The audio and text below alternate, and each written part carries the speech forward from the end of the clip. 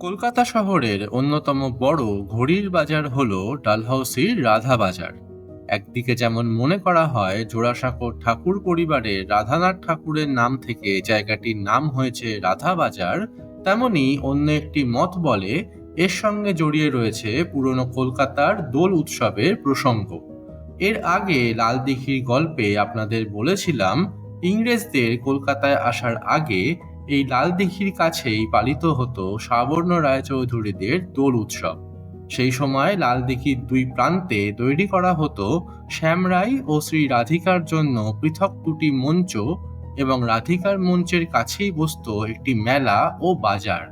সম্ভবত এভাবেই রাধার নাম থেকে জায়গাটির নাম হয়ে যায় রাধা বাজার।